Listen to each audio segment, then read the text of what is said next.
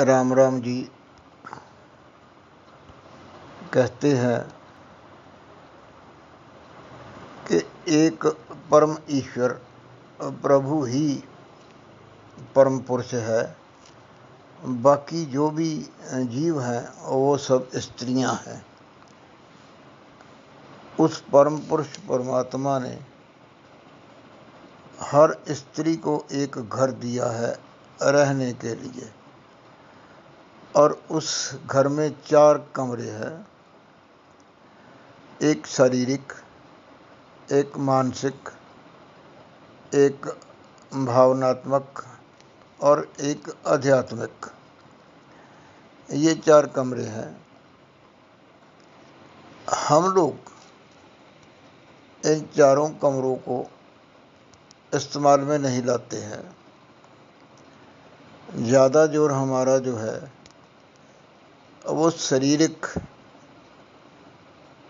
जो हमारी संभाल है, देख रेख है, हम उसका इस्तेमाल करते हैं, शारीरिक कमरे का इस्तेमाल करते हैं। मानसिक कमरे का इस्तेमाल भी कभी कभी हो जाता है और भावनात्मक भी हम लोग कभी कभी हो जाते हैं।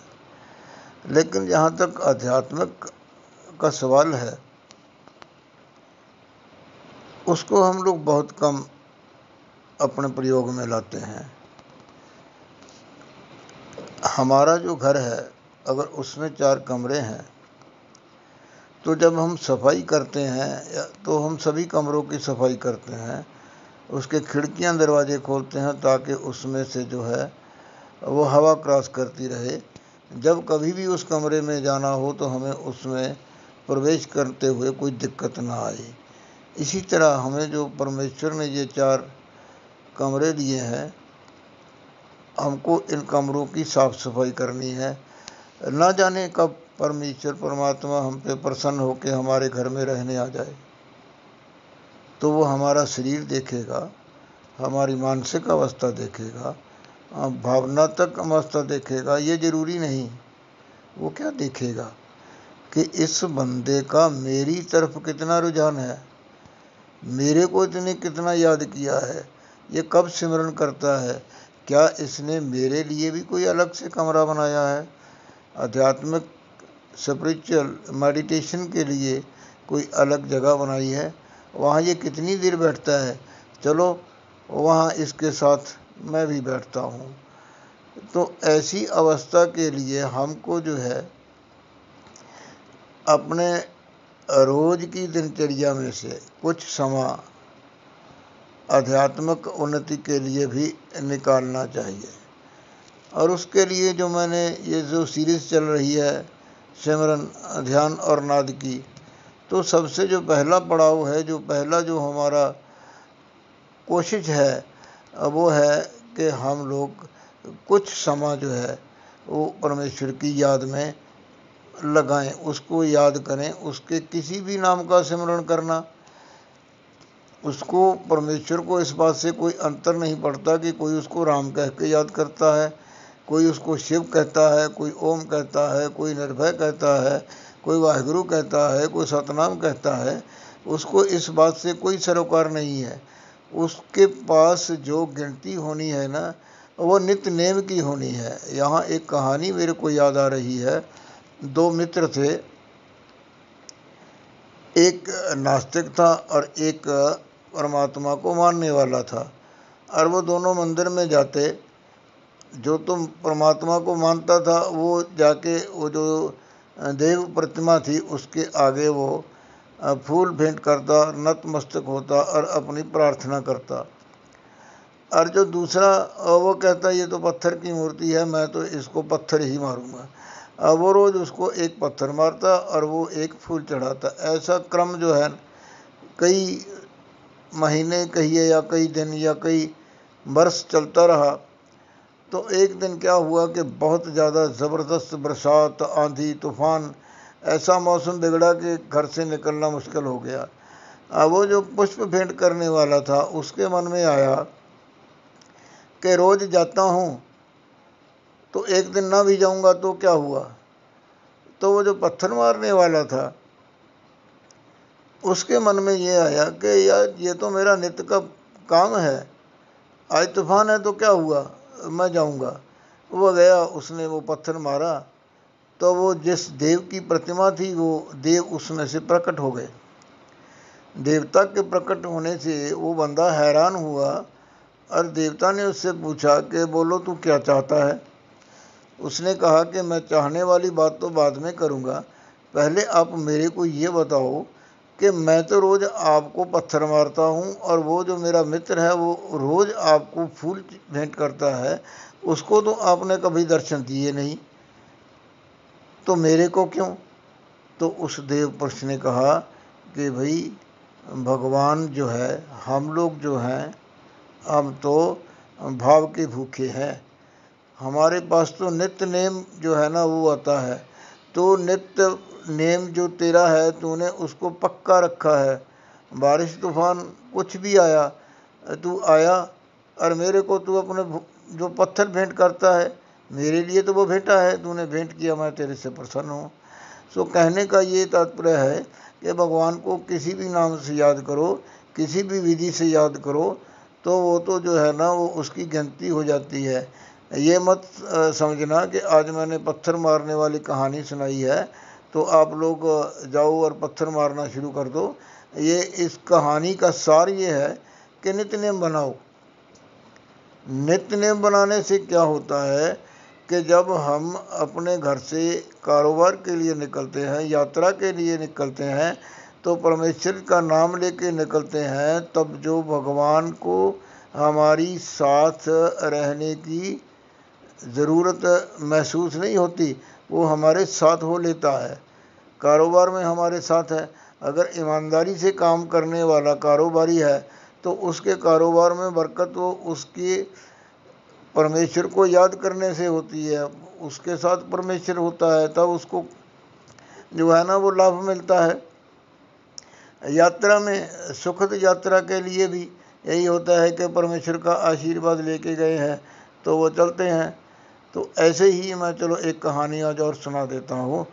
दो मित्र थे गहरे, तो वो कहने लगे कि चलो यार हम लोग इकट्ठा काम करते हैं।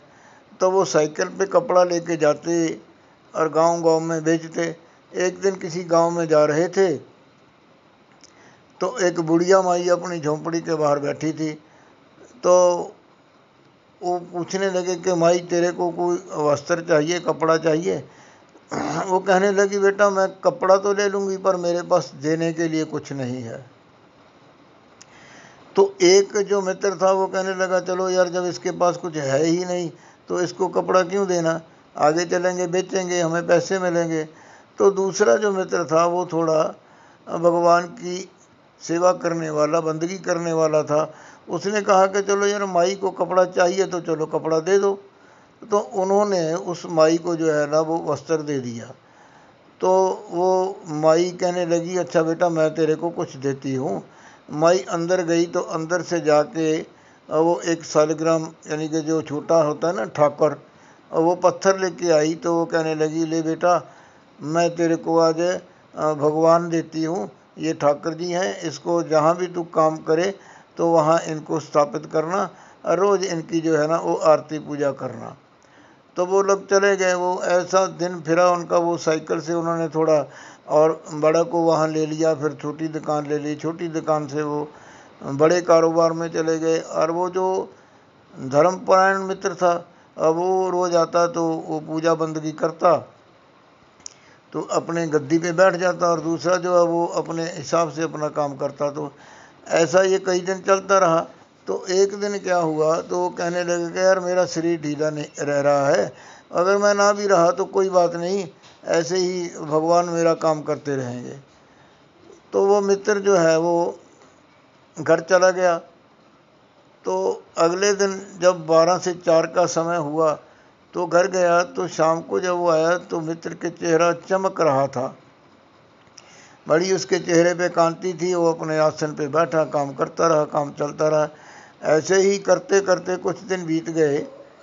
तो कोई वो जैसे होता ना त्यौहार का दिन आया तो वो आया नहीं। तो मित्र ने कहा चलो मैं उसको जाके बधाई दे आऊँ। तो वो जब घर गया तो देखा कि वहाँ उसकी फ़ोटो पे हार चढ़ा हुआ है। उसने घर वालों से पूछा कि ये क्या? वो कहने लगे भी इसको तो इतने दिन हो गए, ये तो शरीर छोड़ गया।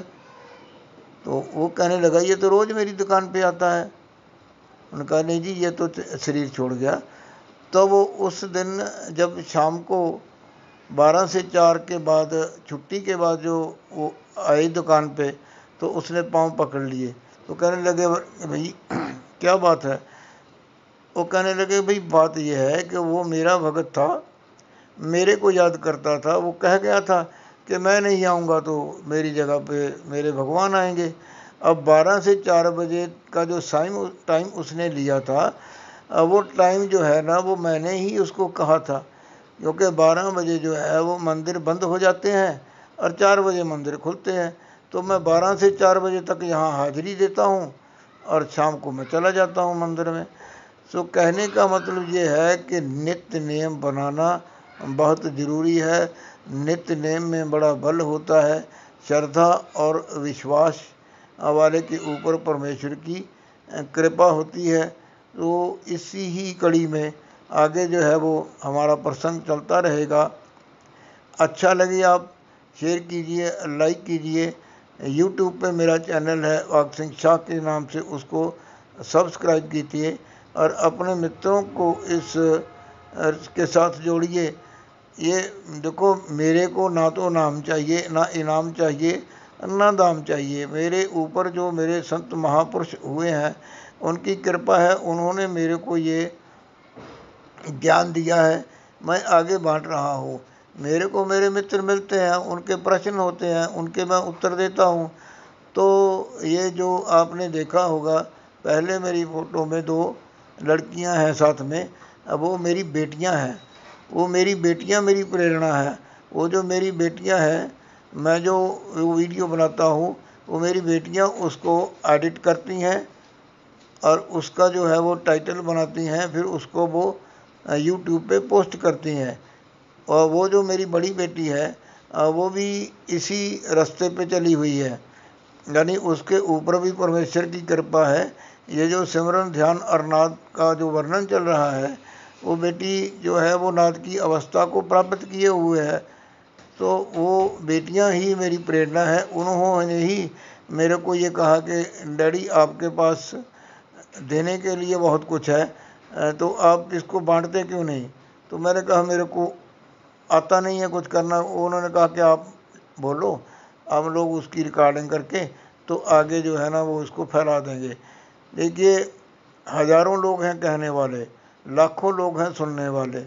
ये कोई मालूम नहीं होता कि किस के शब्द किसको जो है ना वो प्रभावित कर जाए। यानी कहते हैं ना कि शब्द की चोट जो है ना वो जीवन बदल देती है। सो साथियों, बहनों, भाइयों और बच्चों, आप मेरे वीडियो को सुना ज़रूर करें। हो सकता है 1 बार, 2 बार, 10 बार सुनने में भी आपको कोई इसमें कोई लाभ ना हो, लेकिन हो सकता है 10-12 बाद आपके किसी अंतर में छिपे हुए प्रश्न का आपको उत्तर मिल जाए और आपको परमेश्वर के साथ जुड़ने की प्रेरणा मिल जाए। धन्यवाद। दाता भला करे।